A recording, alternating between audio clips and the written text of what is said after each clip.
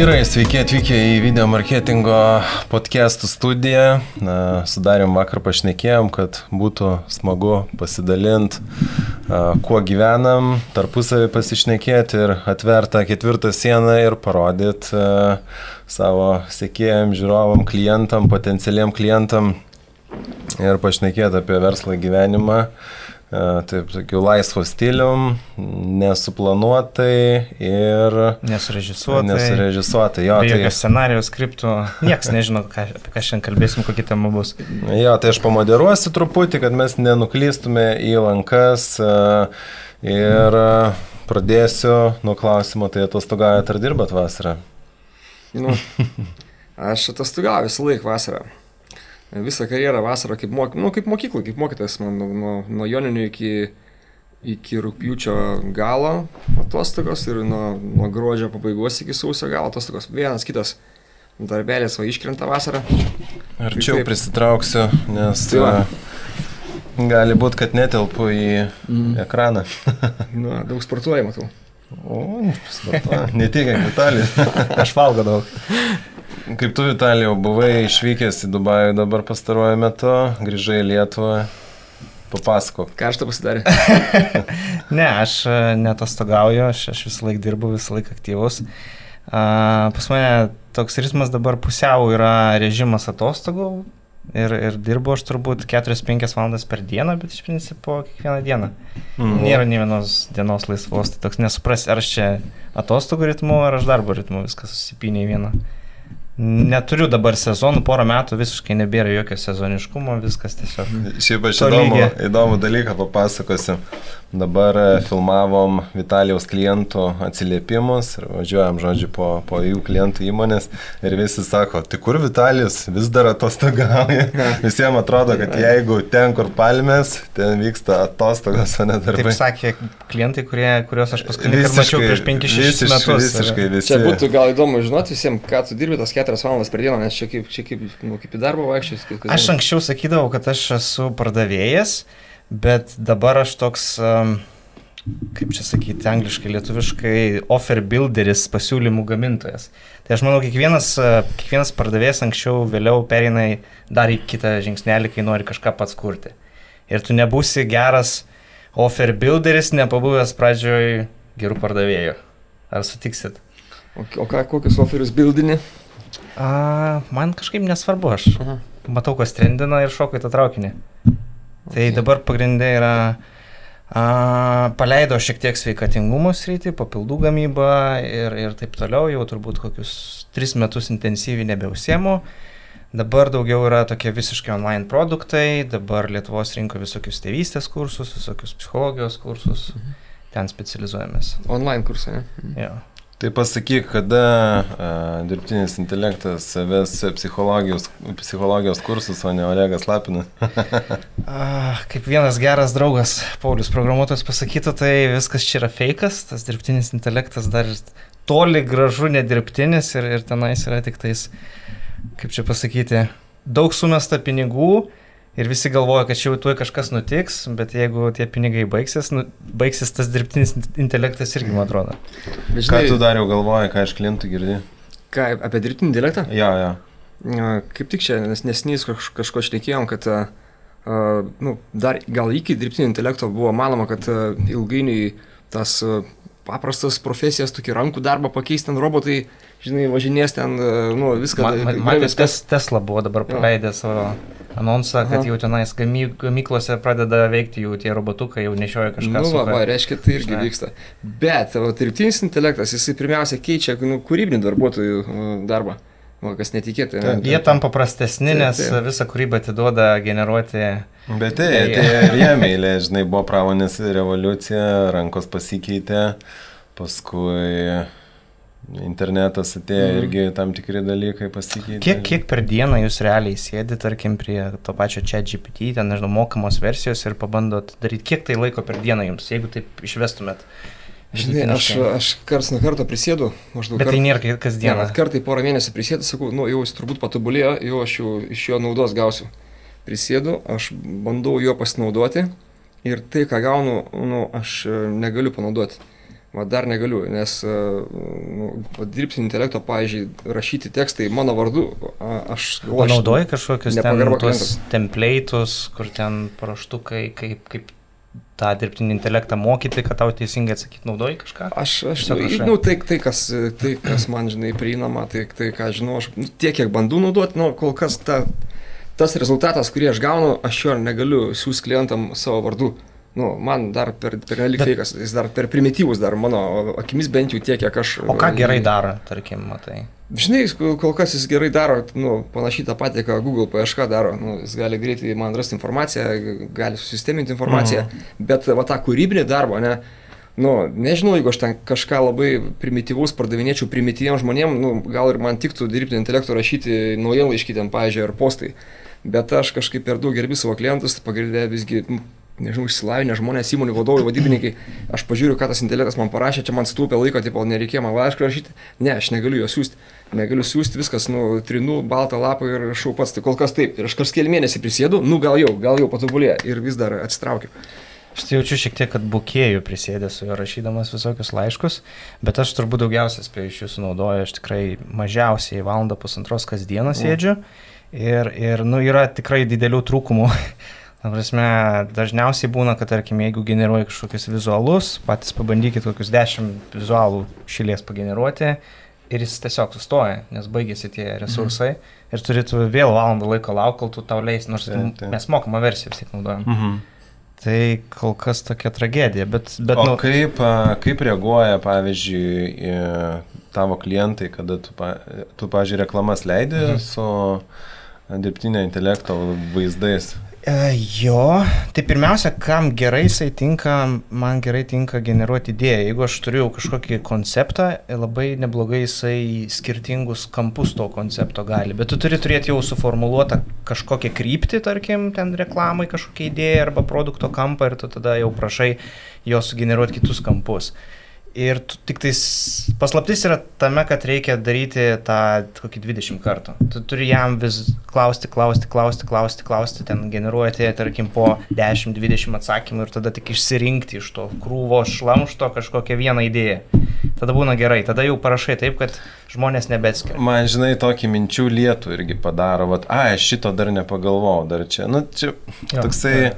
Bet vis tiek idėjams, realiai. Idėjams, kaip googlinimas iš dalies. Ir dar, žinai, kartais gerai susistemina duomenis. Pavyzdžiui, turi ten krūvą kažkokių emailų, krūvą ten vardų, sugrupuoja, sudeda į Excelį, tai tas darbas visai man gerai yra padaromas. Dėl tų vaizdų, tai dabar Adobas praplėtė ten. Canva turi savo.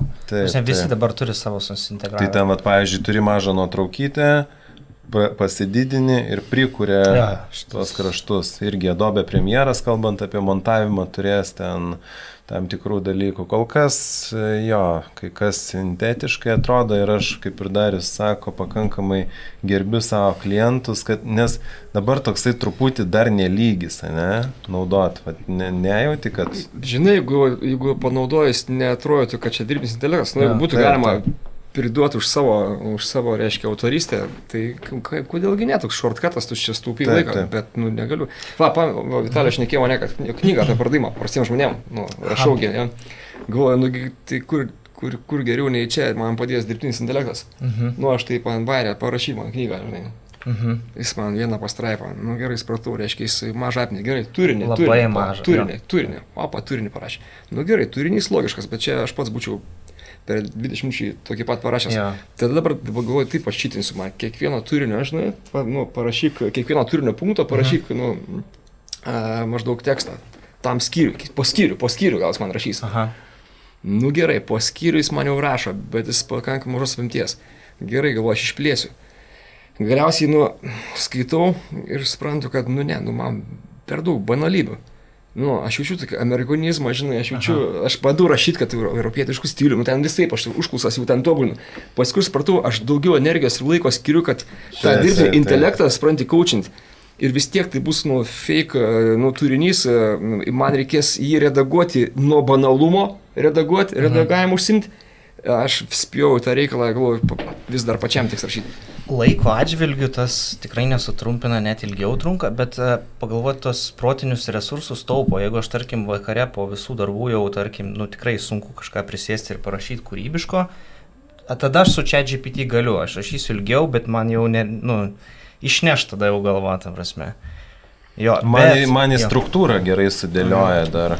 Dar dabar rašėm tėvystės challenge'us darom ir viską, ką darom, vis tiek reikia visokiais moksliniais tyrimais remtis. Va ten jis melagėlis. Va ten tai reikia double checkinti. Ta prasme, neįtikėtina, ten išsigeneruoji tuos, paprašai ten mokslinius tyrimus, tam tikrą temą, ten mes ADHD vaikų ir sąsajos su medikamentais ADHD ir ten tokių prigeneravo, kad aš iš 10 realiai tik tais galėčiau 6. Šiam procentui jis teisybę kažką pasako. Kitur jis išgalvojo viską, mokslininkų vardus, pavardės ten. Šakės. Dar ką aš pastebėjau, irgi, kai aš pats kuriu, tą kūrybinį darbą atlieku, man atveju daugiau tai yra tekstai, naujienlaiškai, ten kažkokie tai postai. Aš pats, kad ir kaip kartais ten trūksta tos mūzos, vaina planko, jų rašai jau lies mintis. Aš lavinu save, aš pastebiu, mano vingiai smegenyse daugėja, aš pats tobulėju, aš tobulinu savo minčių dėstymą, tobulinu rašymo stilių. O ten aš ką tobulinu, aš tiesiog bandau jį mokyti, bandau jį taisyti, bandau jį nukreipinėti, aš kitą įgūdį visai čia lavinu, visai kitą. Aš turiu robotuką tokį nedakeptą ir aš bandau, jį pasiekti, kai jis man parašytų taip, kaip man tinka. Tai man visgi... Aš manau, reikia reguliariai vis tiek testuoti, žiūrėtis, nes gali būti, kad įvyks kažkoks lūžis ir... Aišku, žin, kokia kalba rašai lietuvių, aišku, čia yra plus man lietuvių, tai čia... Aš šiaip dabar grįžau iš Kanų kūrybiškumo festivalio, tai ten tikras vajus, kalbant apie tą dirbtinį intelektą, nes, kūrybininkai, tai yra top kūrybininkų pasaulio koncentracija. Tai vat jie už galvos susijėmė ir ten labai diskutuoja apie tai. Nes pirmas lūžis įvyko, kada tu interneto pagalba galėjai gauti tikslius duomenis apie savo sukurtas reklamas. Ne? Tai irgi vyksta diskusija, kas svarbiau, ar data, tai yra duomenys, kuriuos gauni, ar kūryba. Nes vis tiek tu kažkokį konceptą sugalvoji, kaip pristatysi savo produktą prekę, tada leidai atitinkamas kampanijas darai ir susirenki grįžtamą į ryšį. Tai anksčiau galima buvo tuo grįžtamojo ryšiu truputį manipuliuoti. Aš ten dariau apklausą, ten tie telemetrai pasakė tą ir tą, žinai. Tai tie ant vandens su šakėm rašyti duomenys buvo. Dabar duomenys yra pakankamai tikslus. Tai irgi kūrybininkai vargsta, kartais sako, čia galbūt laikinas tas grįžtamasis ryšys yra toksai ant skaičių nesimato, bet mes sukūrėm jausmą, brandą pastatėm ir panašiai. Tai vat, kai būtent tą kūrybinę dalį pavyks irgi skaitmenizuoti ir gauti skaičius iš kūrybinės dalies, o tada tikrai dirbtinis intelektas darys ir filmuotas reklamas. Labai galima palyginti, iki tos, kai mes jau galėjom vertinti savo reklamas, 10 metų, Facebookas, leidžiam reklamas. Ir Darius gali palyginti, tarkim, 30 metų realiai. Arba, tarkim, pameni... kažkada davė call centroje, daryti skambučius ir reikėjo įvertinti jų darbą. Realiai vienintelis rodiklis, kiek suprekiauta, kitų rodiklių nėra. Iš principo, pasiklausyti skambutį viskas, kitų rodiklių kaip reagavo, nėra. Kaip įvertintum tos paskutinius 10 metų ir prieš tai dar buvusius 10-mečius kelias? Pagal ką vertinti? Tarkim, vis tiek, kokias esi reklamas pats pirkęs, pasitikėjęs, radijas, kas geriausiai suveikdavo iki Facebook'o, iki Google'o. Gerai, mano atveju, apie mano paslaugą kalbant, tai yra mokymo įmonėms, klientai tai yra įmonės, iki socialinių tinklų, tai buvo naujienlaiškiai. Tikrai, aš žinodavau, kad aš išsiųsiu 2 bangas naujienlaiškio ir atviro seminaro grupę užsipildys. Bet ką, visą laiką stebėdavai, tarkim, testuodavai subjectus. Taip, AB testas, aiškiai, 2 subjecto versijos, manau. Tai pirmiausia, išsiųsdavai ten 500. Tai automatiškai, pažiūrėjau, mano mailinga programa, išsiunčia 10% visos imties. Išsiunčia vienam, su vienu subjectu, 10% su kitu. Palaukia valandą laiko, kuris geriau suveikia, likusi, reiškia, visą srautą siunčia tam sėkmingesniam. Iki šiol tą darau. Tik tai va, iki soctinklų be abejo tai buvo naujienlaiškiai, sakau, labai veiksminga. O koks tavo visos bazės yra open rate'as, vidutinis, tipinis? O Jezu, dabar 20 keli procentai yra open rate'as. 30 keli kartais. 30 keli, tai vidurkis būtų kokie 5, kažkas tokio, ne? Turbūt. Neblogas. Tai va, bet žinai, bet konversija iki 10 000. Okay. Bet jinai organiškai surinkta, nesu pirkęs, nesu ten radęs kažkur tai ar vogęs.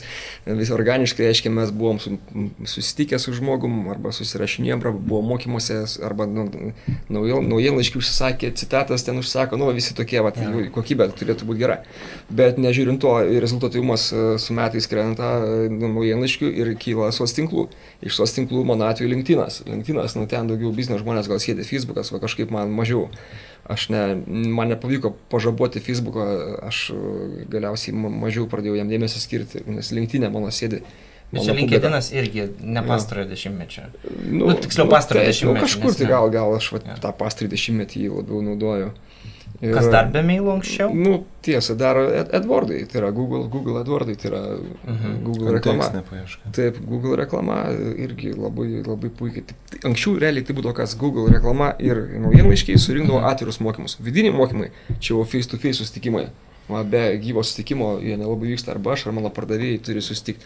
Vidiniai, kai įmonė sprendžia visam kolektyvui mokymus užsakinėti, norite būsimą lektorių matyti, ten ir darybos dažnai būna, ir ten grožio konkursuose dalyvauja, o tie atvirieji, kur ten bilietus, realiai bilietą gali vieną žmogus įsigyti, tai tais kanalais būdavo. Tai šiuo metu krenta naujienlaiškiai, kyla YouTube'as beje, kas kyla, čia pastarųjų kokių, nežinau, 3-5 metų. Aš tai dar nematau, kad ta vyresnė auditorija labai smarkiai naudotųsi YouTube. Bet aš kiekvieną atviro seminaro pabaigoje žmonės pildo anketą ten, ar feedbacką rašo ir tokį klausimą ten atsako, kur sužinoja apie mokymus. Aš ten galiu matyti, anksčiau būdavo naujienlaiškis, aišku, rekomendacijos ten visada. O dabar YouTube'as, dažnai žmonės sako, aš atradau tavo kanalą, aš prisėdau, aš peržiūrėjau ten čiut ne per naktį, žinai, visą tavo kanalą, užsikabinau, viską susiradau, tave ir taip toliau. Tai to anksčiau nebūdavo. Tikrai. Bet man atrodo, Dariaus auditorija labai stipriai sušildo YouTube'as, nes aš manau, kad Darių toj srity vis tiek daugiau mažiau visi žino, kas verslė dirba ir jau tą tokį užnorinimą tai ir padaro tas YouTube'o kanalas, kad aš jį žinau, dabar žinau, ką ir šneka, galiu pasitikėti ir tada. Galvoju, čia tavo sritis video marketingas, manau, mes šitam daugiau padirbėsim, reikia mano YouTube kanalą. Tai mes jau dirbam dabar. Dirbam. O Vitalijau, kaip tau atrodo, tu daug perki reklamos palyginus, kaip atrodys tas reklamos mechanizmas? Nes aš pasidalinsiu, kaip man atrodo, kad tą ABCDEFG testinimą darys automatiškai generuojama ta reklama dirbtinio intelekto. Ir realiai žmogaus tos kūrybos įsikišimo galbūt nelabai reiks. Kas kalbant apie tą direct response.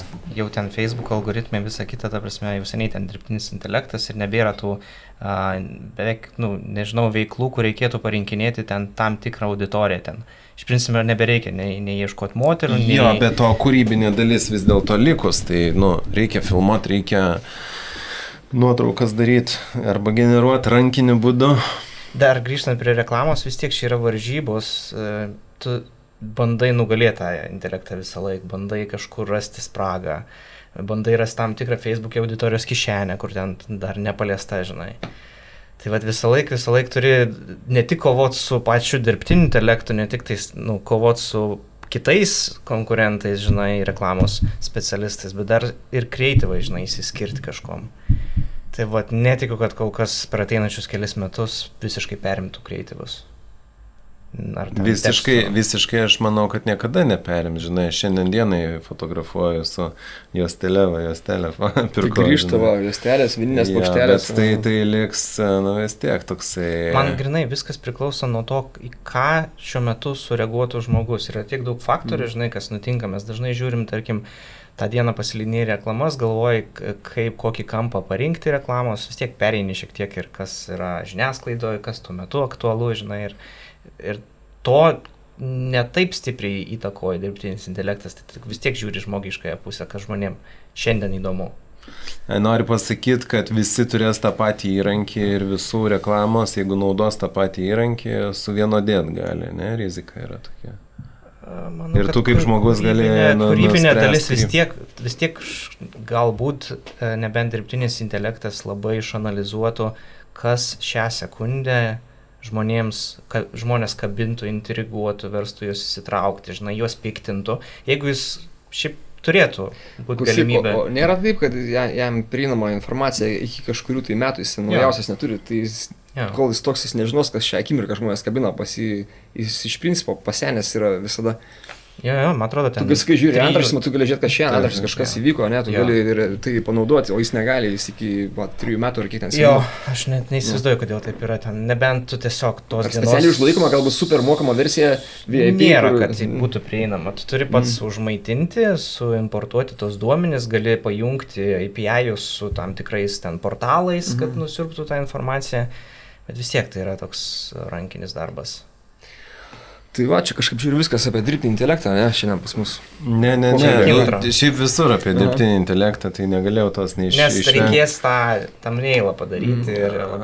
dirbtinis intelektas daro podcastus. Nužudė pardavėjus. Čia man, žinai... Kaip mums čia identifikuoti save, kad negalvotų, kad mes čia mūsų vaizdinys sugeneruotas dirbtinį intelektą, čia mes nešnekam iš tikrųjų. Tavo mamos mergautinė pavardė, bet Jo, tai aš sakau, atidėjau tų... O žaidėt su šitais, ta prasme, įrankiais, kurie sukuria realiai, personažą arba, tarkim, mokymus jums veda kažkoks dirbtinio intelekto neegzistuojanti moteris ar vyras? Esu bandęs atsiliepimą, feikinį padaryti. Tai...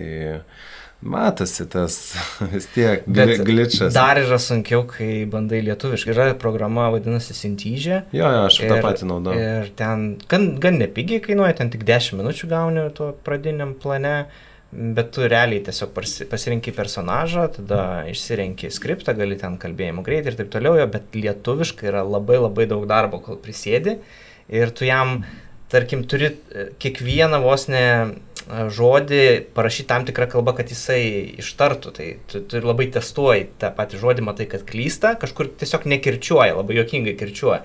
Tu turi ten pratesti, parašyti ten 3 I raidės, žinai, kur, tarkim, ant I kirtis. Ir toks žaidimas gaunasi. Mane tas žaidimas labiausiai ir vargina, žinai. Ja.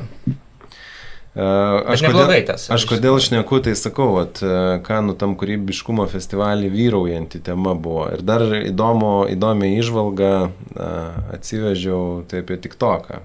Mačiau, kiek jisai ten investuoja ir kokios kompanijos investuoja ir vykdo savo reklaminės kampanijas ten. Tai buvo tokiam paneliniai diskusija, kur šnekėjo marketingo vadovė Visa mokėjimo kortelių, paskui vienos didžiausių draudimo bendrovių kompanijos irgi marketingo vadovė jo, ir ten rūbų brendo vadovas. Ir tu matai, kokio dydžio tai įmonės ir kaip jie naudoja tą TikToką ir nėra kažkokio... Visa amerikiečio, ne? Jo, stereotipų, nes ką aš Lietuvoje matau, kad tai šūdas, tai čia vaikam, tai čia nesąmonė, tai ten kas ten per turinys. Tai Dariau, kada eisi į TikToką? Kada eisiu, kada patikėsiu, kad ten mano klientai sėdė, nes sakau, aš jūsų klausaus irgi, ten paveiksliukus generuoja, žinai, tekstus. Vis tiek aš matau savo klientam labai aiškiai, tai yra įmonės vadovas, ar direktorius, ar pardavimo vadovas. Ir, čia mano segmentas ir aš gal ten TikTok'e jis turi accountą, kad pažiūrėt, ką vaikai veikia TikTok'e. Bet dar aš nepatikėjau, kad ten mano... Žinai, va čia ir buvo mano toksai nuostaba, kad jo, mes darom reklaminės kampanijas savo įmonę, bet moderatorės vienas iš klausimų buvo, o asmeniniai plotmėj sako, ką vartojat, kokį turinį. Ir kiekvienas pasakė, man patinka tas, aš tai žiūriu tą ir tą, man patinka tas. Tai aukščiausio lygio marketingo vadovai, globaliai įmant, ir jie yra TikTok'e, juokis yra TikTok'e. Aš tik man tai reikia patikėti, kad mano Lietuvos įmonių direktoriai vadovai yra TikTok'e, aš kitą dieną atsirasiu TikTok'e tikrai.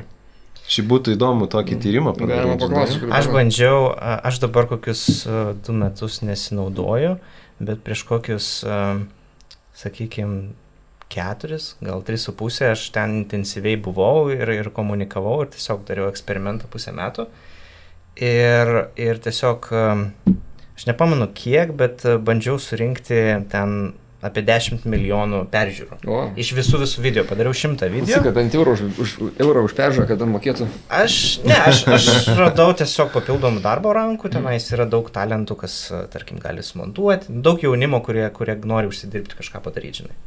Tai vat, su keliais dar iki šiol bendradarbiauju ir surinkau per 3, man atrodo, mėnesius, pavyko per 3 mėnesius pasiektas peržiūros. Kartais atrodo, kad ten feikinės peržiūros iš tikrųjų, nes aš parinkau tokį kampą, kur tipo... Čia vieno kažkokio tai vieno video tiek peržiūrų, ar viso kanalo? Kad... Visų peržiūrų sudėjus, ten 90 dienų.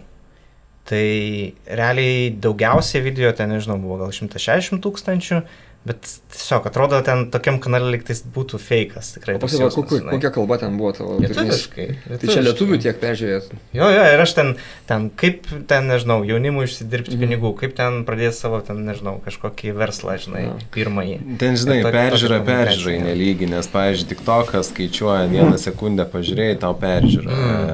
Instagramas 3 sekundės tau peržiūra. YouTube'as gal 30 sekundžių, tai, žinai, negali taip pat dėti, tau atsirado ekrane praktiškai, žinai, tau peržiūrė. Kas įdomu, kad dabar buvau irgi prisijungęs, kažkada dariau laivą, žinai, TikTok'e po 2 metų neprisijungimo ir, realiai beveik jokio ryčo. Įdėjau dar vieną video prasitestuoti ir jis surinko gal kokius, nežinau, 300-400 peržiūrų, kai anksčiau būdavo įprasta, ten kokius 500 000 kiekvienas video. Kas atsitiko, kad esi buvai apleidęs kanalą ar išėjo? Manau, kad algoritmas visiškai kitaip veikia. Tinginiauji, tai vidurinis pirštas tau.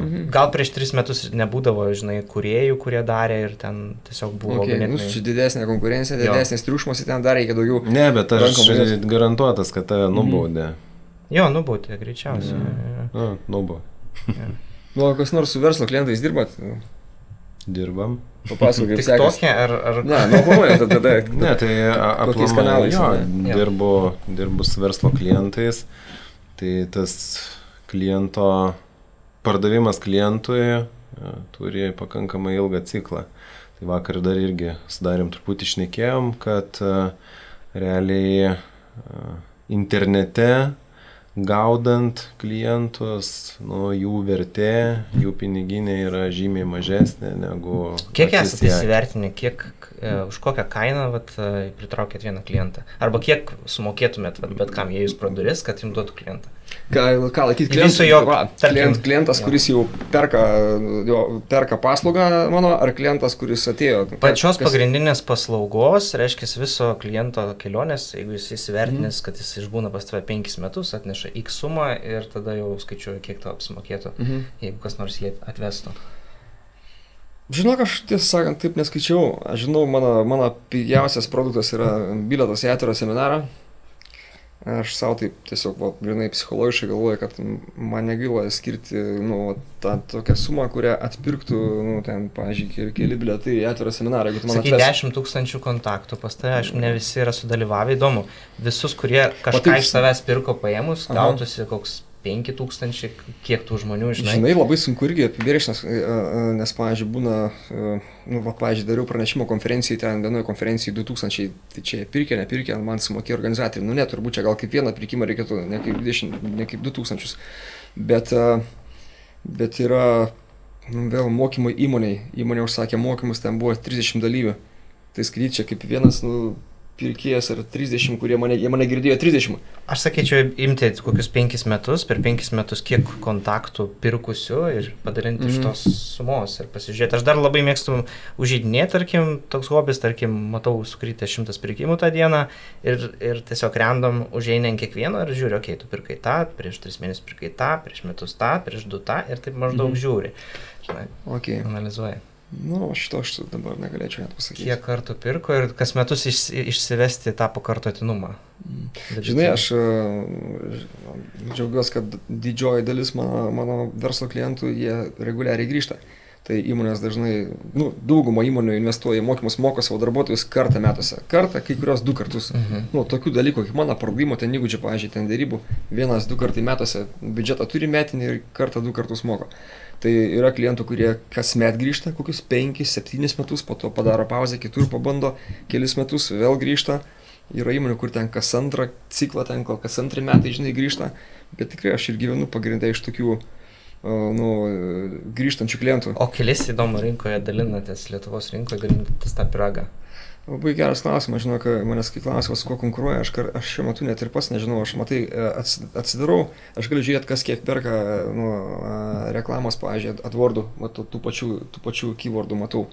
Aš matau sos tinkluose, kas kiek triukšmauja. O kam linkėjimus galima perduoti? Top 3 tavo konkurentai. Jėzau, perduok linkėjimus mano buvusiam darbuotojui, kuris, supranti, pasidarė interneto puslapį, kurie pasivargino pasinaudoti ar savo dirbtinio intelekto pastangom ir tiesiog mano naujienlaiškio tekstą sukėlė į tą puslapį. Vat jam perduok linkėjimus, žodžiu, nes aš jam net bandžiau skambinti, bet jis nenori šnekėti su manim. Tegul pergeneruoja. Bet jis neuždirbs iš to greičiau. Aš tiesiog palinkėjau savo sugalvoti, nežinau, ten to puslapio tiek, ten vieno puslapio svetainė, teksto 2 pastraipos, tiek buvo galima savo sugalvoti. Man tiesiog, man apmaudu, aš nusivyliau labai to žmogum, kad jis pas mane ne 1 metus dirbo ir neišmoko pats poros pastraipus. Aš tai mėgstu kopijuotojus, aš mėgstu tos, kurie gerai dar patobulina. Būtų, ten būtų bent kiek patobulinęs, o čia jeigu gerai, tai aš dar žiūrėk ir pagirčiau. Tai aš atsakysiu irgi į klausimą, jeigu jūs nieko prieš. Tai aš nuo produktų grupės skaičiuoju. Tai kas liečia online prekybą, tai aš linkęs apie 30% būtent krepšelio sumos atiduoti jo atsivedimui. Tai vat. O kalbant apie verslo klientus, neskaičiuoju iš tikro. Ir kalbant apie video projektus, apie video gamybą, tai irgi... Tai tu turi savo dabar online kursus, kurios, tarkim, reklamuoji Facebook'e, tai tu moki trečdalį, ne, Facebook'ui? Iki trečdalio. Okay. Jo. O B2B kokie biudžetai, nes sunku klausti Lietuvoje, nes beveik B2B nieks neleidžia pinigų, iš principo viskas yra arba organiškai, per rekomendacijas, per naujienlaiškį. Bet žinai, tai irgi, tai irgi kainuoja, žinai, aš nesu matematiškai, žinai, skaitinės vertės neturiu, bet, kaip pas mane ateina B2B klientai, kai aš dalyvaunu konferencijose, kažkur šneku, rodausi, tiesiogiai networkinu, užmezgu ryšį, bet internetu ten kažkokios reklamos ar ten šiaip šalti, ten e-mailai labai prastai, ten, žinai. Tai va ta visa energija, tai kaip ją pamatuosi, kaip įvertinsi, galima paversti savo valandas pinigais ir tada sakyti, sudalyvavimas konferencijoje kainavo ten 500 €. Šitą sunku apskaičiuoti.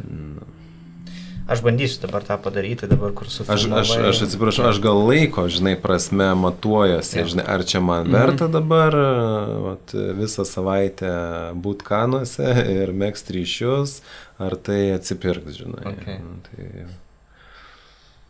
Manau, Kanuose visą laiką verta pabūti vasarą.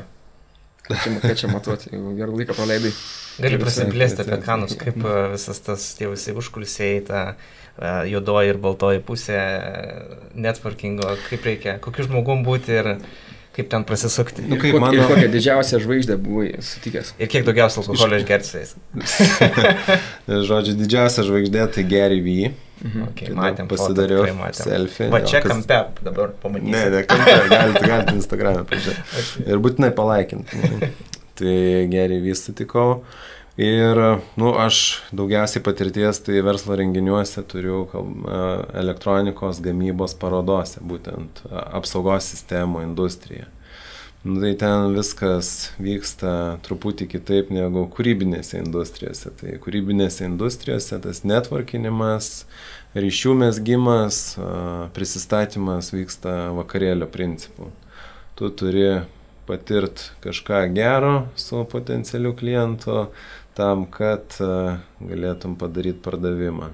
Nes apsikeitimas vizitiniam kortelėm vis dėlto, kaip man buvo įprasta iki tol ir paspaudimas rankos, jisai toliau niekur neveda. Kaip dar jūs senoviniai būdai. Bet aš atsiprašau, dar pabaigsiu mintį.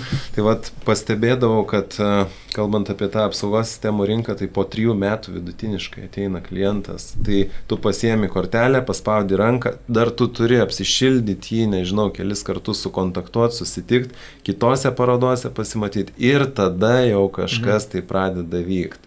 Tai būtent tas apsišildymas irgi kažkokio emocinio kontakto užmesgymas, jis išsitęsia, o ten galima pakankamai viską greitai pasidaryti. Taigi, kaip tie būdai? Tai koks klausimas? Ar dažnai tenka į barą nueiti su klientu? Į barą? Retai. Nebent aš šiaip nueinu į barą ir sutinku ten klientą, nesu juo atėjom.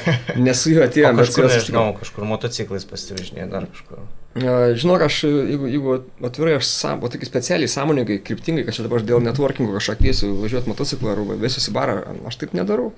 Koks turėtų būti čekis? Vertėtų, bet kažkaip nedarau, bet aišku, mes hobio aplinkose ar tuose pačiuose baruose būna, kad sustingam, ar yra klientus, su kuriais mes ir laisvalaikį metu bendrą kalbą randam ten, į draugystę tokia net kažkokia perėję, tai su tais. Bet vis tiek sutiksit turbūt abu, kad tas loginis lygmuo yra vienas dalykas. Viskas gali matematiškai ant lentos labai gražiai atrodyti, bet jeigu nėra vaibo, nedarysi nei verslo, nei pirksi produkto ir... Turbūt, ir žinai, mano atveju, tai dar, jeigu kokie, tarkim, personalo specialistė renka mokymų tiekėją savo kolektyvui, tai dar, žinai, vaibas su jie turi gautis čia vieną, bet jin dar paraleliai bando įsivaizduoti, ar mano stilius, priims jos darbuotojai.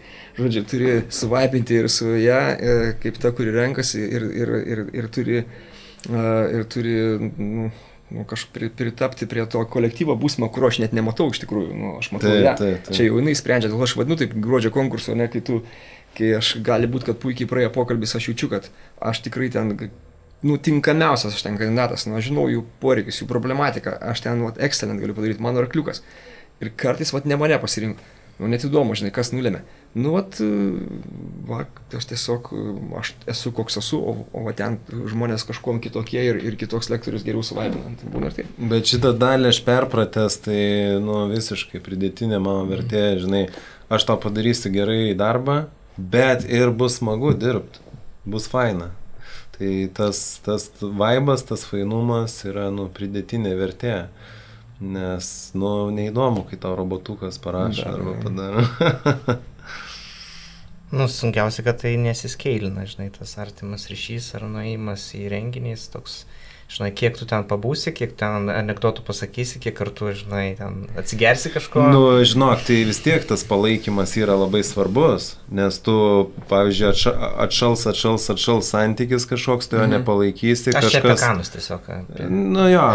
Bet apskritai, žinai, ateis kažkas kitas su savo pasiūlymu ir, žinai, jeigu jisai bus finansiškai naudingesnis, gali... Man labiau dabar domina, žinai, tas, kur nereikia būti, tarkim, tas pats YouTube kanalas gali būti kaip šildymo priemonė, žinai. Taip. Tas žmogus gali su tavim praleisti laiko, net nebūdamas tavim, iš tikrųjų. Visiškai, man irgi dabar YouTube'as mano galvoje yra vos ne number one, bet ir tie renginiai, kai aš nekat, net mano profesijai, gal Lietuvoje bent jau, pardavimų formulė konferencija kasmetinė pavasarį vyksta. Ten pagrindinis profesinis renginys, iš tikrųjų. Aš džiaugiuosi, kad mane organizatoriai kasmet pakviečia daryti pranešimą. Tai aš ten ir kaip per pertraukas ir bendrauju, reiškia, networkinu ir kaip dalyvis ir dar pranešimą darau. Ir finale labai daug iš ten gero grįžtamo ryčio. Pavyzdžiui, kažkas užsako mokymus, patys kreipėsi jo, gerai suvaibinam, užsakė, pravedžia mokymus, lai paklausė, iš kur mane sužinojo, jeigu čia pirmas užsakymas. Labai dažnas, pardavimų formuliai. Ir dar kartais sakė, aš prieš 4 metus mačiau pardavimų formulę, jau tada įsidėmėjau. Tik dabar mes pribrendom, nežinau, dabar ten gal biudžetą sukupėm, tas aidas Vilniuje labai ilgai. Todėl, mano atveju čia toks svarbus renginys, kai jis man kaip ataskaitinis, tiesiog aš turiu 12 minučių, 14 minučių turiu daryti pranešimą. Visų metų pardavimas. Aš turiu tai padaryti, aš neturiu teisės vieną žodį kažkur tai užstrikti, nes čia kaip teatre, nėra antro dublio, keliolika minučių hop.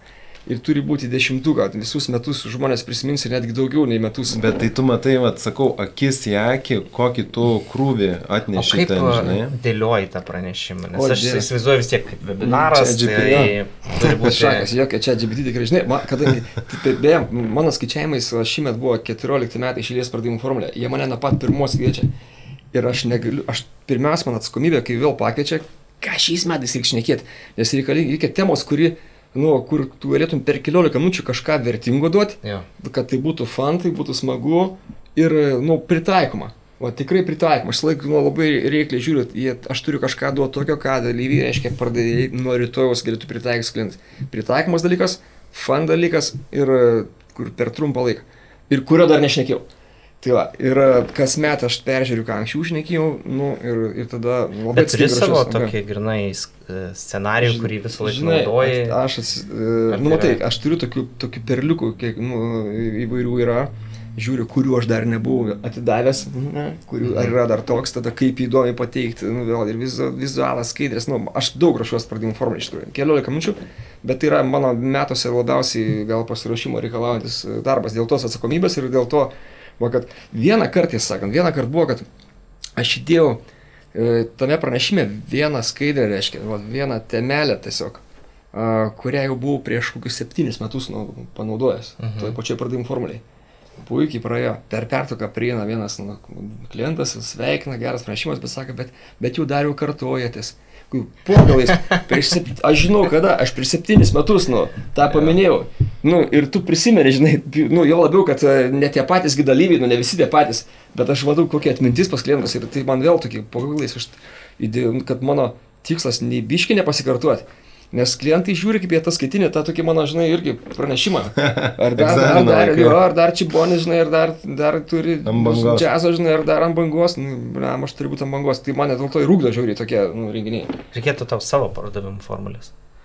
Mini pardavimų formulės, kuri gal vyktų kelis kartus per metus. Gal, bet žinai, pačiam organizuoti reikėtų, čia suorganizuoja konfilm, puikus organizatoriai, reiškia, tai 2000 dalyvių, viskas yra.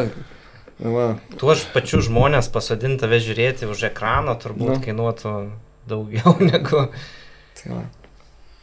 Gerai, studija labai karšta. Aš nesakau, kad mes baigėm šitą įrašą, bet man priminė vieną temą, kurią turim užkabinti, žinai. Vitalijus leidžia laiką Dubajui. Papasakok iš verslo pusės, ar ten verta būt, dėl ko verta... Ir kodėl tu ten esi? Labai gražus žmonės, labai gražus klimatas, labai daug visokių pramogų, linksmybių. O jeigu rimtai, tai visi turbūt važiuojam tenais reikalai susiję su verslu, mažesni mokesčiai. Ir yra reikalų tenais pritapti, perprasti visą tą sistemą, nes šiuo metu lietuvių rezidentų yra tik tais... Aš paskutiniais duomenimis žiūrėjau, ten gal buvo keli tūkstančiai. Tai mažoka lietuvių bendruomenė. Tai pačiam tą visą informaciją, nežinau, aš pusę metų dariau researchą ir viskas, ką dariau, atrodė buvo neteisingai, buvo daug kartų klysta, pradedant nuo susirasti kaip įmonę įsisteigti, kiek viskas kainuos, kas padėtų. Žodžiu, nežinau, aš čia galėčiau 3 valandas vesti, turbūt kaip įsteigti verslą sėkmingai į Dubajų. Reikia mokymus padaryti. Jo, mokymus galima būtų. Tai klauskit geriau, konkrečiau tada galėsiu. Tai kiek laiko prabuvai ten? Praeitais metais, nepamenu kiek dienų, šiais metais jau išbuvau 100, nes aš turiu kiekvienais metais išbūti 183 plus dienų. Tai iki šio momento, ką tokio vertingiausia iš ten parsinešiai, ar nežinau, išmokai, sužinojai, kas buvo tas didžiausias benefitas kažkoks to buvimo? Sudalyvau keliuose renginiuose, iš tikrųjų yra tas skirtumas tenais. Šiaip labai didelė dalis arba Indijos yra visokie rezidentai gyvenantis Dubajuje, europiečių pakankamai mažai. Tokių didelių pamokų nesakyčiau, kad aš išsinešiau, tiesiog pamačiau kitaip gyvenančių žmonės ir kitokią, nežinau, prabangą galima vadinti, žinai, tie visi Lamborghini, Ferrari ir... Bet tu tavo savo paslaugą irgi kažkokia tai ten jiems, kuri, ar tavo paslauga yra Lietuvai, tik pats geografiškai ten persimetė? Mano paslauga yra visai Europai ir tai yra marketingas, marketingo įmonė.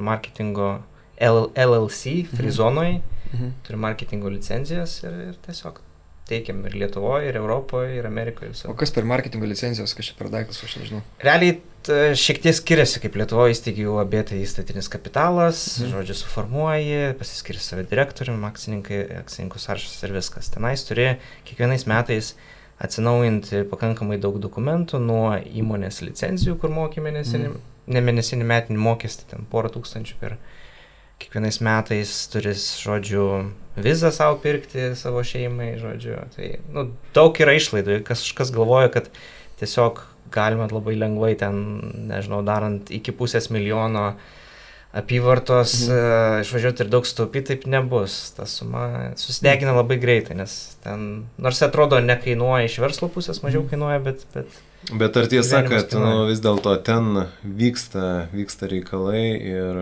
toksai kaip ir epicentras šito regiono. Čia skaičiai turėtų kalbėti, kiek mes turim kelis tūkstančius mažiau milijonierių Lietuvoje, ne? Žiūrėt, kas nors, kokia statistika yra. Ne, nežinau. Visas tas milijonierių sąrašas. Man atrodo, nedaugiau kaip 2,000. Tenais yra apie 180 tūkstančių. Ten gal egzotiškų automobilių už gerą kainą gali gauti. Jo, ten tokie dalykai yra pigesni. Ten nekilnojamas turtas gan nebrangus, jeigu imti ten Vilniaus centre. Tai ten žemė gal nebrangiai, ten smėlis ir viskas, ar brangesnė? Ten nebrangu yra statyba tiesiog, nes žmonės dirba gan sunkiom sąlygom, jie yra iš aplinkinių ten Irano ir ten kitų šalių, jie uždirba ten $400-500 per mėnesį maksimum. Ir labai daug nekvalifikuotos darbo jėgos. Tiesiog tas supratimas, kiek tenais gyvena tų atvažiavusių, nes realiai ten koks 12 milijonų gyventojų, jeigu imti visą UAE, ir tų vietinių Emiračių yra, ten, nežinau, 1,5 milijono maksimum, visi kiti virš 10 milijonų yra tiesiog patarnaujantis toje šalyje arba vystantis verslą. O mes čia Boltų vairuotojų nenorim. Patarnaujančių. Bet įdomu, nes tu matai patį tą augimą vystymąsi, nes šiek tiek jauti, kad pati šalis yra... Tai nebėtos imigracijos didelės. Ten labai kontroliuojama. Ta prasme, ten pati šalis, aš sakyčiau, net valdoma kaip uabas, kaip verslas. Jie ten yra pasiskirstę, žodžiu, tais Emiratais ir jie tiesiog pastoviai investuoja į tą verslą ir jie žiūri, jų planas ten 30-50 ir daugiau metų. Jie turbūt viena iš pirmųjų tų visų šalių aplinkinių, kurios buvo ant naftos paremtos, kur jau seniai, žodžiu, nebe iš naftos uždirba, iš turizmo, nekilnojamo turto ir viso kito. Jo. Tai vat. O apie pačių žmonės, žmonės ten atvažiuoja nusiteikę dirbti, ta prasme. Tikrai tenais yra labai labai sunku atvažiuoti pirmiausia, kas tiesiog nori įsidarbinti, ne verslą kurti, ten už tave turi laiduoti daug kas ir tavo šaly ten gauti su rekomendacijom atvažiuoti, tau nuperka vizą, darbdavys pasirūpina visu tuo, privalo. Tai vat, ir jeigu ten prisidirbi kažką, jie labai greit tave išmeta. Ta prasme, ypatingas dėmesys tenais yra kažkokiam agresijos rodymui, nesvarbu kokiam kontekste ir bus tai viešoje vietoje, labai yra daug kalėjimų. Ir labai ten galima greit atsidurti, tiesiog pašūkovus gatvėje ir pastumus kažką, ten visiškai absoliučiai dėl to gali jausti saugus. Aišku, ten vagysčių pasitaiko, pačiam Dubaju irgi būna, bet kad kažkas ateis ir ten gatvėje prie tavęs bandys, nežinau, paimti tave, nėra taip, negali, absoliučiai nesuvokiama. Ten realiai tikrai grįžus šiek tiek tas apmaudu, nes, neapmaudu, bet buvo keista, nes aš tik grįžau ir reikėjo tiesiog, nieko neaptėmė, bet save prigavau, kad nuvažiavau iki prekybcentrio ir man reikėjo, aš pamenu, Europoje buvau ir tiesiog numečiau mašiną ir reikėjo nueiti iki parkomato užsimokėti ten trečiam aukšte, man atrodo. Tai aš numečiau ją tiesiog atidarytą mašiną, bet kas pasimkite ir toks įpratimas, kad kažką numetė ant stalo, nueini į tualetą, ten piniginę dar kažką, toks, įpratom taip tiesiog tenais, kad... Bet radai mašiną vietai. Jo, matai, čia irgi saugu jau. Jo.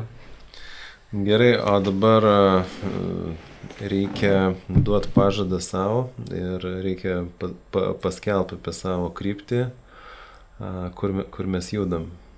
Čia kaip kalėdų senelį kokiam. Jo, tai įrašysim paskui, kad po metų pasižiūrėjau, prisišnekėjau, o dabar aš visiškai. Tai pradedam nuo Dariaus. Dariau, kur judėsi ateinančiais metais? Nu, ateinantį pusmetį. Dabar, tarkim, ataskaitinis pusmetis baigėsi, dabar kitam pusmečiui aš kitą pusmetį tikrai pažadu būti aktyvesnis savo YouTube kanale. Mano sekėjai gaus reguliariai gaus turinio, sieksiu, kad vertingas turinys būtų. Aš matau, kad klientam mano to reikia. Vakar Ronaldo dėka išleidau ne 100 eurų, susipirkau įrangą, turiu naują reiškia, studijėlę, ofisiuką ir pažadu, antradienį skrendu į Aliaską porai savaičių, patostagauju, grįšiu. Jeigu meškos nesuvalgys, tai grįšiu, gal netgi iš Aliaskos, ką nors nufilmuosiu. Nu ir grįžęs tikrai maitinsiu savo YouTube kanalą ir jo gerbėjus naujų turinių. Viskas lieka, kas anksčiau, tai yra mokymai įmonėms, bet YouTube kanalas gaus daugiau dėmesio. Dar esi parengęs onlininius kursus, kada juos pradėsi pardavinėti? O, čia dar tokia maža paslaptis. Taip. Su YouTube kanalu paraleliai atsiras ir online kursai. Aš laikiausi nuo to, ilgai nuo to laikiausi, bet vis daugiau sulaukiu ir iš klientų pageidavimų. Sakom, mes mielai įsigytumėm, mes ir sumokėtumėm, jeigu būtų galimybė, reiškia, video mokymus tavo turėti, nes ten neturim galimybę su kolektyvu dalyvauti, nežinau, toks maždaug užimtumas ten ar tokia specifika. Tai ir matau, kad tą irgi reikia turėti paslaugų portfelį, reiškia, pasirodys ir nuotoliniai įrašyti mokymai, kuriuos bus galima irgi įsigyti, nežinau, pabandyti, patestuoti ir naudoti. Gerai. O pasižiūrėsim. O tu? Tai Vitalis dabar. Aš pradėsiu šokti tiktokus. O, patikėt, reikės man reikės paskyrą pasidaryti, reikės. O, tiktoką atsisuos. Bet čia girdėjau, kad tiktoką Kinija valdo ir ten jau... Įdomu, ar žinot Amerikoje, kas nutiko, ten jau beveik metai praėjo, kai jie turėjo tą laiką įsisteigti vietinę atstovybę. Ar viskas pavyko tenais, ar ne? Nukėlė. Jo. Aš manau, kad ten vyksta kažkokios povandeninės dėrybos, bet žinai, man ženklas, jeigu viza eina į TikToką, tai kas mes tokie, kad didelė rinka, kad nesusitartų, jie nepasidalintų. Tikrai taip, ten labai dideli pinigai, aišku, tikrai Kinijos vyriausybė yra įtraukta į visą tai, bet mes irgi negalim bukai blokuoti dėl to, kad, žodžio laisvė ir panašiai. Tai toks, tada mes jų pačių autoritarinius metodus pradedam naudoti, žinai, kada ten blokuojam Google dar kažką. Tai toksai iš vienos pusės tie patys įrankiai, bet mes gyvenam kitom vertybėm, tai mes negalim kaip ir taip elgtis. Tai čia toksai, žinai, kaip ir su Rusija vakare, žinai, bando kažkaip diplomatiškai, o ten tiesiog marozas yra, toksai agresorius. Ir, tai pasižiūrėsim. Tai man reikės susikurti paskyrą vien, kad Vitalijaus pamatyčiau šokius. Nepamatysit iš tikrųjų. Jeigu rimtai, tai aš dalinčiau į 2 dalis, ką dariau paskutinius 10 metų, tiesiog reikėtų prisėsti, nes kad nebūtų gėda, Ronaldui nuvažiavus pas klientus mūsiškius, vėl gaut klausimą, tai grįžai šitos tada ir ne. Tai daugiau turbūt IT įrankį kreipsiu dėmesį. Tiesiog jau susidėliojom strategiją, ką galėtume nuveikti su senais klientais, nes mes jau 8 metai vystom tą įrankį. Jis buvo pirmas toj nišoj, kokius pirmus 4 metus. Ir dabar jau turim turbūt 70, gal daugiau kaip 70% klientų yra išbuvę tuos visus 7 metus. Ir tiesiog pribrendom jau 8 metai, kad visus apvažinėti ir paprašyti feedbacko, kaip jums sekės kažkaip juos pafilmuoti. Tai tiesiog dabar nusprendėm daryti tokius study cases, tiesiog išsinagrinėti, ką jie pasiekė, žodžiu, pasidaryti paprastai Zoom skambutis, 20 klausimų ir paskui tuos klausimus jau į tą, žinai, ir tada tą study case naudoji, tiesiog visur komunikuoji, naujienlaiškiais ir taip toliau. Tai pasidarysim šitam versle šitą. Dabar su visais tais kursais ir infoproduktais, tai norėčiau padaryti kokius 30 naujų produktų. tikslas būtų. Ir dabar išsirinkom strategiją, nes praeitais metais mes labai daug testavom, daug praradom pinigų užsienį iš tikrųjų, ką ištestavom, kad dar gal ne mūsų nosiai, arba reikia dar patobulinti ten skillsus, ypatingai didžiosiose, ten 4 rinkose. Bet dabar tiesiog nusprendėm ir testuojamės mažosiose, kur yra ten iki 15 milijonų gyventojų, kur kiti ten nenori eiti arba nenori investuoti didelių pinigų. Tiesiog susirinksim iš ten, pasirašėm sąrašiuką virš 10 šalių ir tiesiog visus tos savo infoproduktus kėlinsim į mažiau konkurencingas rinkas. Tai ir versite į tas kalbas? Taip. Tai dabar jau pradėjom, dabar jau Latvijoje sukasi mūsų produktai keli. Ir aplinkui visur šiek tiek Skandinavijos, šiek tiek tokių posovietinio bloko šalių, bet realiai žiūrim, kur dar yra tas klikas pigus tiesiog. O kaip Balkanas? Aš po Balkanus keliavau čia neseniai, kaip tos šalis, jūs tokios? Čia ne nuo šalies, čia iš tikrųjų nuo šalies priklauso tik tiek, kad skirtingose šalyse, tarkim, skirtinga kaina yra Facebook reklamos už 1000 parodymų. Vienintelis skirtumas, pagrindinis dalykas yra, ar oferis trigina. Žinai, aš dabar esu susikoncentravęs tik tais į pačio pasiūlymo pateikimo klientui. Ir koks kampas iš viso, ar jisai rezonuoja rinkoje, ir tada kuris iš tų kampų būtų geriausias. Viskas man čia svarbiausia. Tai vat, jeigu šiaip būna, kad... Dar pasiūlymo tą tikrinį, dar neturėdamas produkto? Jo, šiandien mes paleidom kampaniją 10 naujų produktų, kuriuos mes sukursim per ateinančius 10 mėnesių. Ir tai buvo paprastas testas. Žinos, Ronaldas, tiesiog ant banerio labai, labai intensyvios spalvos parašai vieną sakinį, tame sakinėje yra užkoduotas tas tavo produkto pagrindinė mintis ir problema, kurią sprendžia, ir pasileidė tą banerį į savo tą tikslinę auditoriją, nereikia užtenka išleisti 200 eurų ir tu tiesiog skaičiuoji klikus, kaip sureagavo į kiekvieną, žinai, ir jie paklikina, o ten sako, sorry, dar produktas kūriamas. Ja. Ir to užtenka nustatyti, kuris bus wineris, kuris dar aš klausimą tavo prisiminiau. Yra kažkokia, tai esi pastebėjęs kažkokia tai maksimali kaina produkto, kurį gan lengvai, o per sos tinklus, o tokius galima parduoti? Tai iki karo tai buvo 100 eurų. Bet prasidėjus karui tai dvigubai nukrito. Dabar iki 50 eurų yra ta tokia lengvai įmama internete. Aš kažkada irgi artėjant atviriesiems mokymams sukurdavau eventą Facebook'e.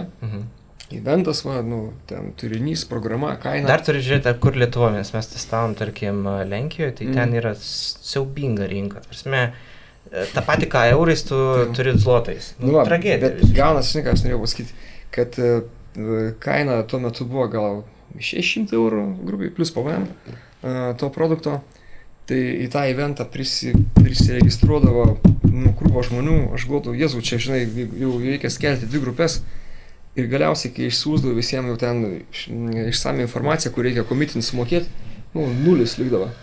Ta prasme, tikrai, todėl ir klausimas, kad gal čia kaina lemia, šiaip labai lemia atsiskaitimo metodas, jeigu ten tiesiog užpildim formą ir su tavim susisiekia. Aišku, aš matau, kad tai mėgsta daryti su brangesniais produktais, bet tada turėtų būti labai labai greitas iškart skambutis po 5 minučių ir užklausinimas, nes turi būti arba lengvas. Žmonės neįsiskaitė, tiesiog, mokymai, temų įdomi, viskas AMIN, jie net nedaskaito, kad yra mokamas renginys, po to, nes kai jie prapuldo visi išsiuntus jiems apmokymų informaciją, mes irgi susisiekdom, tai paaiškėjo, kad vieni atvirai sako, mane, kad nemokamas, jie tiesiog pražiūrėjo kainą, o kiti dievaguojasi, kad jie iš vis nepildė, net nedrįsta pripažinti, kad jiems per brangų, žodžiu, sprendžia, kad tai yra per brangus produktas, kad tokiu būdu jį pardavinėti, promautinti ir aš mečiau dalyką. Sorry visiems, kas B2B daro pardavimus online, nes dažniausiai net neįvyksta tas lengvas pirkimas, nes visi atsiųsk man iš ankstinę sąskaitą. Kokią aš tau sąskaitą atsiųsiu 100 eurų? Ar 50 eurų. Bet jo, reikėtų tiesiog, kad būtų iš karto suvės kortelės duomenės ir viskas. Bet sakau, bet mano atveju priežastis, kad kaip tik, žinai, tam Facebook'e bookindavo į renginį ne įmonės, ne mano tiksliniai klientai, ne įmonių, ten vadybininkai, ne vadovai, o random žmogus pamatė, tema, visai įdomu, kažkaip ten paskaičiau, neskaičiau, viskas going, spaudžia going, tada gauna, supranti, sąskaitos informaciją ir slepiasi paskui. Ta įmanoma padaryti, kad jisai biškai praleistų laiko ir apšildyti, bet turi sekančiam žingsnį, ten, jam mini ten 10 minučių, žinai, vieselą padaryti, kur tu paaiškini tas tikrasias vertės, ką jisai gaus ir jį beveik už rankutės sakai, o dabar nueik į šitą puslapį, paspausk, dabar įvesi kortelės duomenys va čia. Bet tu minėjai tą maksimalią kainą, tai mano 4-5 kartus viršė tą maksimalią kainą, aš galvoju, ne čia Tai sakau, kad vieselas yra būdas pakelti, gal ne iki 4-500, bet jis visą laiką tada gali 3-4 kartus brangesnį produktą, jeigu tu paaiškini per video sekančiam žingsnį. Okay. Ne reklamą, bet jau sekančiam žingsnį, kuriuo yra visa struktūra tavo jau tas. Bet žinai, aš čia šitą momentą ir galvoju, kiek verta su verslo klientais būtent šituo būdu žinai. Kada tu vis tiek turėsi, pavyzdžiui, prisigeneruosi krūvą e-mailų, juos reikia išlaikyti, ne? Didžioji dalis jų yra visiškai nevertingi verslo. Mes Lietuvoje dabar turim 160 kelis tūkstančius e-mailų. Tokių grinai, kur naudojam, kur vakar siunčiau, buvo 122 000 tokių aktyvių, kai siunčiu kažkokį pasiūlymą visai baziai. Tai jo yra reikalų iš tikrųjų su priežiūra bazės, valymų bazės, nes nuo to labai priklauso atidarimo reitas, jeigu tu jos neišvalai. Ir išlaikymas tokios bazės irgi kainuoja už 10 000. Ir rizikų reikia nepamiršti irgi, žinai, kas liečia GDPR-us yra. Jo, visą laiką, visam mūsų pokalbį, šiandien visam pokalbį mintys aš visą laiką jau filtruoju. Čia jau dabar šnekat apie B2C ar B2B. Visą laiką filtruoju mintysę savo, kur man tinka, kur netinka, kur tinka, kur netinka. Vitalijus čia painiavos įveda. Vitalijus painio, čia mūsų savo Dubajam nepaaiškina, ko ten užsima, viską čia išsaužu. Nes pas mane, žinai, kas liečia tuos online mokymus, tai jo, B2C, visa kita B2B. Mes su partneriu turėjome ir B2B mokymų verslą ir tai buvo mažas verslas, iš principo tenais visokie įstaigos įmonė mažiau, būdavo apie 60% įstaigų ir daugiau įmonės, ten teisiniai, darbo saugos ir buhalteriniai mokymai panašus būdavo, tai tikrai yra visiškai kitas pasaulis lyginant su B2C, tai prasme ten, kaip sakai, bazė, irgi turime apie 10 000. Ir tiesiog pastoviai siunčiam. Ką dar pridėčiau, kad mes pradėjom ne nuo, iš tikrųjų, tai buvo toks kombinacija 3 dalykų. Mes pirmiausia, kurdami tą verslą, sukūrėm bendruomenę. Aplink tą bendruomenę buvo tiesiog savaitiniai renginiai mokami ir nemokami. Tada būdavo toks kaip lead magnetas, tai tenais būdavo tiesiog ir rekvizitai LT turi savo tokius dokumentų paketus, šablonus, kur tu gali užeiti, parsiūs, pasidaryti, žinai. Tai iš ten mums susirinko patys kontaktai ir tie kontaktai tada jau tampa email marketingo dalim ir tu jiem ten jau darai tos visus renginius mokamus. Piltuvėlis tas sudėtingesnis. Ir niekaip kitaip nepagreitinsi, nes leisdavom ir mokamas reklamas ir visas tai ant nulio išeidavo. O jūs laukit mano pažadą, ar ne? Pažadėk. Dėk. Pasako. Jo, tai mano dabar irgi persigrupavau, kaip tik baigėsi 6 mėnesiai ir galvoju, pasižiūrėjau rezultatus, į kurią pusę labiau reiktų eiti. Tai vis dėlto link video produkcijos labiau linkstu, nuo ko truputį bėgau. Tai daugiau bus ten dėmesio, mažiau į mokymus, nes vis dėlto kurios įmonės taip nori mokytis, savarankiškai daryti, bet pakankamai... Čia tik tu last callas, paskutiniai tavo mokymai išparduoti. Ne paskutiniai mokymai niekur nedingsta, bet kas gerai, kas patogu, tie, kas nenori savarankiškai daryti, gali įsigyti tas filmavimo paslaugas. Ir ne tik studijoje, bet ir pas save. Tai irgi renginių filmavimai, transliacijos renginių. Tai žiūrėk, ir tau įrengi, ir man įrengi. Aš ne kiek tų studijų įrengėsi. Taip. Tai jūs šaunuoliai patys darysite. Netinginės. Jo. Ir kitas dalykas, aišku, užsienis. Tai vienareikšmiškai reikia... Tie kanai tau gavos. Ne kanai, man jau Amerika susuko galvą, bet kažkaip... Tai kiek procentų? 90% pajamų bus iš užsienio, nebe iš Lietuvos. Per kiek laiko? Per metus. Per metus? Čia vienas geras klientas. Reikia smarkiai sumažinti Lietuvos pajamas, kad jūs nebūtų 9%. Žiūrėk, per metus 50%. O, Gerai. Kiek procentų mums nuo to? Kad čia dabar Aš 15. Jeigu jis 15, tau liko tik 5, ar? 5 paimsiu. Ir kas labai mane domina, iš asmeninės pusės, bet iš verslo pusės dar nežinau, kaip prieiti, tai muzikos atlikėjų veikla ir būtent turinio kūrimas jiems. Čia labai geras, labai gerai. Aš turiu pažįstamą, kuris kūrė tik tais fanelius muzikos industrijai ir ten jis top yra su ten visais. Aš noriu labai su to kontaktu. Nes irgi, žinai, aplink save turiu to kontaktų, su kai kuo ir dirbam, su lietuviškais muzikos atlikėjais Lietuvoje. Irgi kažkaip, Tik aš apie video klipus kalbame. Matai, dabar muzikos atlikėjas negyvena iš plokštelių pardavimo. Tai yra, tam tikra verslo struktūra, kur parsiduoda, žinai, ir merčas kažkoks, parsiduoda ir jo vardas reklamoje, parsiduoda jo dalyvavimas renginy. Aplink tai galima, aplink tą atlikėją aplipdyti labai labai daug prekių paslaugų. Tai žinai, toksai kaip influenceris, kuris dar moka kažką daryti, dainuot. Nes, pasižiūrėk, influenceriai dažnu atveju jie, tiesiog charizmą kažkokią turi, o daugiau, o čia dar ir dainuot moka. Tai labai didelė pridėtinė vertė. Tai čia, sakau, mano tokia asmeninė... O tai kas bus, jei nepadarysi su, tarkim, bausmė? Bausmė? Sugalvokit, jo. Nežinau, nesinori kažko baisaus, ką nors paprastą. Mums gaminsi video nemokamai. Metus. Taip. Net nors tokio tikrai tokio. Tada aš pabėgsiu į Somalį. Arabiją užimtas. Į Somalį lendą, kad nerastume.